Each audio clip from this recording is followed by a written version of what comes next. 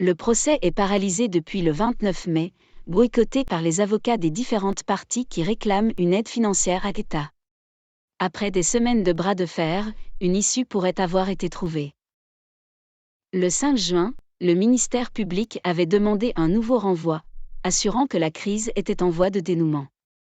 Le juge Ibrahima Sori de Tounkara lui avait accordé 2 semaines, mais rien n'indique que les avocats qui participent au procès très médiatisé du massacre du 28 septembre 2009 accepteront de reprendre ce lundi le chemin du tribunal de première instance de Diksin, à Conakry. Certains de ces avocats défendent les victimes, 700 se sont constitués partie civile, d'autres les 11 hommes accusés de meurtre, de viol et de disparition forcée lors de la violente répression d'une manifestation de l'opposition guinéenne. Leurs intérêts divergent, mais tous réclament une assistance financière de l'État.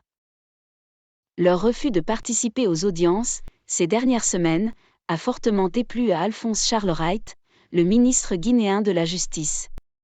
Sur l'aide juridictionnelle, le département de la justice ne bougera pas d'un iota, parce que ce n'est pas de droit, leur a-t-il lancé début juin.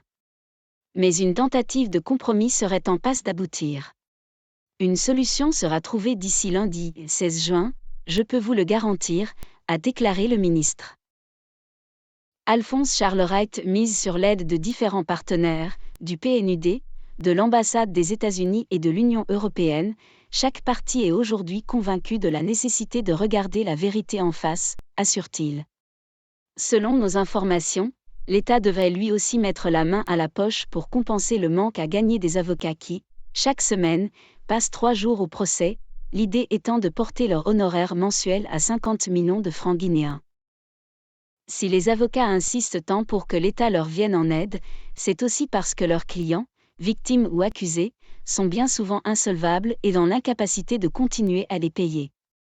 J'ai pris quelqu'un qui a été complètement détruit, raconte ainsi Paul Gomba Kourouma, avocat d'Aboubacar Sidiki Diakité, alias Toumba, l'ancien aide de camp du chef de la junte, Moussa Dadi Camara. Ses biens ont été pillés, sa famille a été disséminée. Il a été arrêté à Dakar, menotté, extradé sans bagages, il ne touche pas de solde, énumère Maître Kourouma. C'est pour cela que les avocats des 2 parties ont sollicité une aide juridictionnelle et saisi le premier président de la Cour d'appel de Conakry, Abdoulaye Conté, mentor et ami du ministre de la Justice.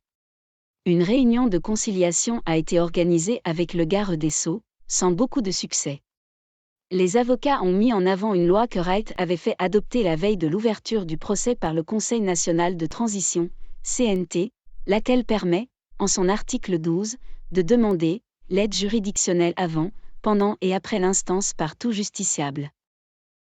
Mais le ministre a eu l'impression qu'on lui forçait la main. Ils en ont fait une lecture erronée, grince-t-il. Ils ont été constitués par leurs clients, avec lesquels ils ont discuté de leur honoraire en l'absence de l'État. Un seul a été commis d'office, il est régulièrement payé et il ne s'est jamais plaint. Chacun a toutefois paru avoir mis de l'eau dans son vin ces derniers jours. Et si le gouvernement paraît s'être décidé à soutenir les avocats, il préfère parler de mesures d'accompagnement et non d'aide juridictionnelle. Après 13 ans d'attente, c'est avec faste et fierté que la Guinée avait ouvert ce procès historique, le 29 septembre 2022. Conakry y voyait une manière de reconquérir une certaine souveraineté judiciaire dans un continent frustré de se retrouver si souvent sur le banc des accusés à la Cour pénale internationale, CPI. Karim Khan, le procureur de ladite juridiction, avait assisté à la cérémonie d'ouverture et signé un mémorandum avec Mamadi Doumbouya, le président de la transition. La Guinée s'y engageait notamment à allouer les ressources nécessaires à la réussite du procès. 8 mois plus tard, certains doutes émergent sur la capacité, ou la volonté, du pays à relever seul ce défi.